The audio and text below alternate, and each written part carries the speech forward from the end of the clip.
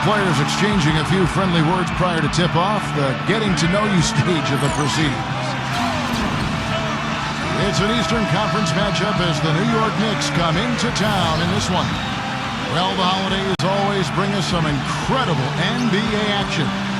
That's certainly what we have in store for us today. Hi, everyone. I'm Kevin Harlan with partners Clark Kellogg and Steve Kerr. A quick check now at the starting five for both teams. One of the guys we'll be watching out for today, Tyler Hansbrough. Well, they called him Psycho T at North Carolina for his willingness to dish out and absorb punishment. A guy who loves that physical play around the basket. Yeah, no doubt. He is a banger, high-motor guy, willing to do whatever it takes to win, sir. Taking a look at Toronto.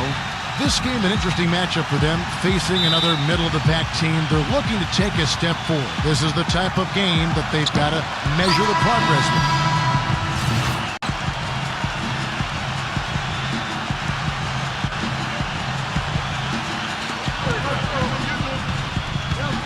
He feeds it to Udrich. Outside Hardaway. Pass to Shumpert. Out to Hardaway. Some nice passing by New York here. And he hits it and gets hacked on the play. A three-point possibility if he can convert the free throw. Tyson Chandler, first-time All-Star last season. His 12th season in the league. This is a guy that came right out of high school. It was a long time coming for him, but certainly that All-Star berth well-deserved. And for Tyson Chandler, it's been a long road over the last few seasons. Steve, he's playing undoubtedly the best basketball of his career. Yeah, key contributor on Team USA, an NBA champion with the Mavericks in 2011, and now an NBA All-Star. It's the defense, it's the understanding of his teammates and the game plan. Just a very, very smart player and a hard worker as well.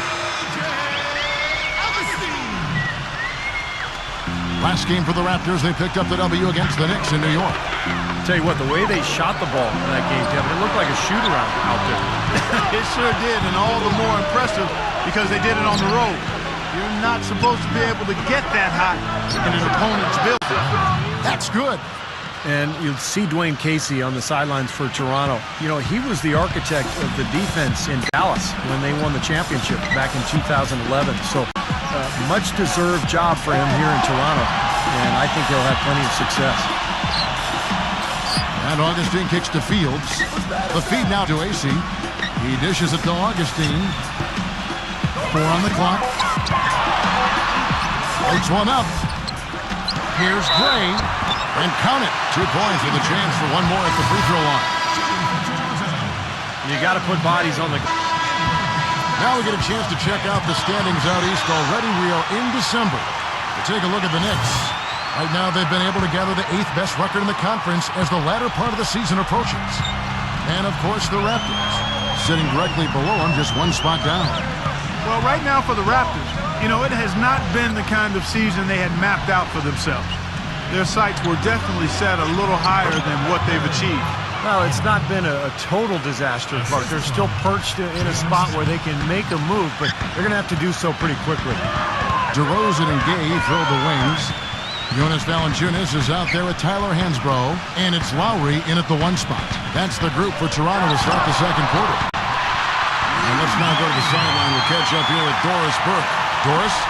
Well, Kevin, Toronto has usually been on the wrong end of free agency in the past, but DeMar DeRozan doesn't understand it. He says of Toronto, quote, "It's a great city. It's really diverse. The culture's great. The fan base is great. They might not be getting any big free agents, but DeMar might be working on that, guys." He certainly is. Thanks, Doris. You know, the Raptors really struggled against the rest of the conference last year, only going 22-30. That certainly doesn't put any fear in the opponents. They're looking to improve on that this season. A different look for...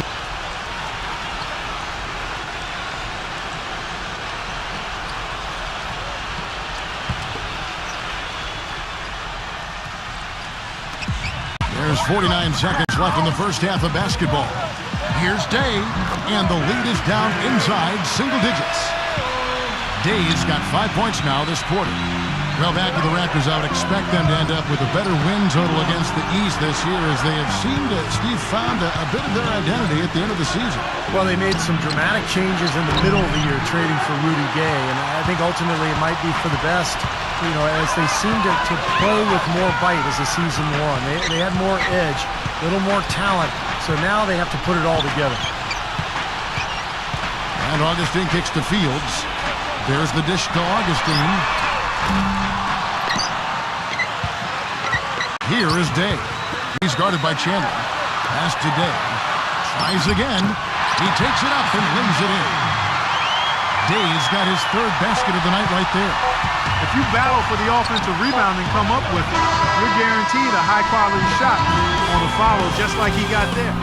And now, brought to you by Sprint. Hello, everyone. I'm Damon Bruce, and the NBA... The Sprint Halftime Report, presented by Sprint.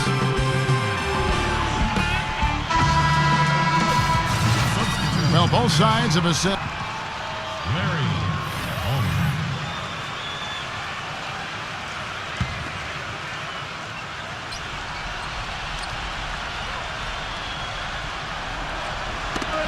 Got a piece of it. It's stolen by Smith. And New York, looking at who they've got. The guards, Ray Felton and J.R. Smith. Anthony and Stoudemire make up the forwards. And it's Palmer in at the center, locking down the middle. Nice shot by Smith. You know, everybody seems to be sleepwalking out there on defense, and it's been that way, guys, ever since they came out of the halftime locker room. J.R. Smith, last season's sixth man of the year, averaging 18 points per game off the bench for the Knicks. What a fantastic season. Lowry passes to Gay. And lots of contact there. Missing the shot. He'll shoot two.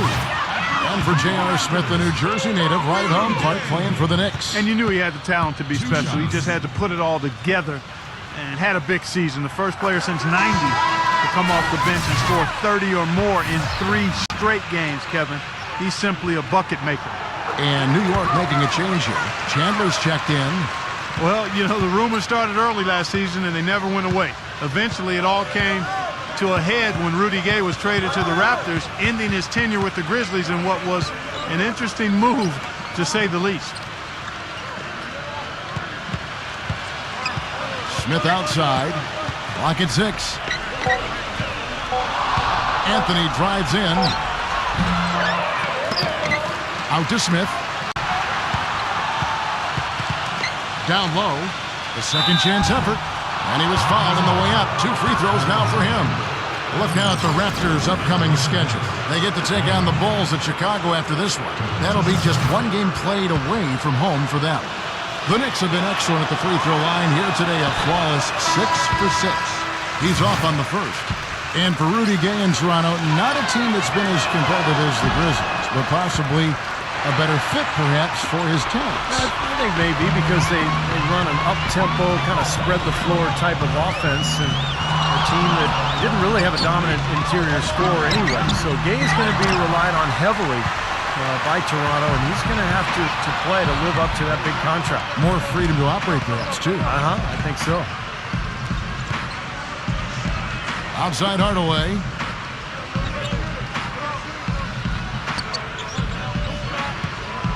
J.R. Smith on the wing. Back to Hardaway. 3-pointer. Shot is off. Now Toronto takes it the other way. They beat the Knicks during their last encounter in New York. You know, their shooting percentage in that game, you look at the box score, it's just off the charts. I watched the tape. It was mostly because their offensive execution was flawless.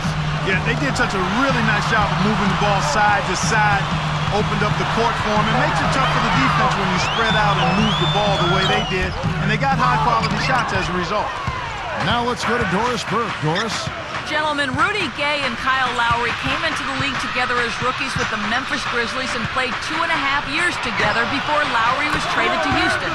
Now they're reunited on the Raptors. Lowry said, having Rudy coming in, it's really my brother. We hang... Here's Augustine. And nothing you can do to salvage this one at this point. Game over. Not anymore. Any chance they had is gone. Lowry out there with DJ Augustine. Then there's Jonas Valanciunas. Then there's Rudy Gay. And it's Ross in at the 3 spot. So that's the 5 in the game for Toronto. Here's Shumpert.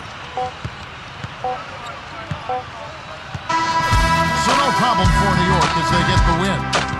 You know, Clark, every team has a bad night, and these guys might want to watch the tape of this game the next time they have a bad night to remind themselves how dominant they can be. Well, this is one of those dream-like games for a coach.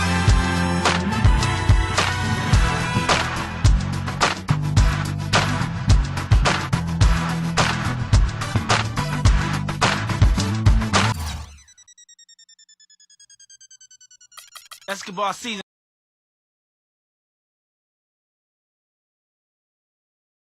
Collectively, the team shot pretty poorly tonight, but still found a way to win the game. What did you have to do to compensate for the mediocre shooting?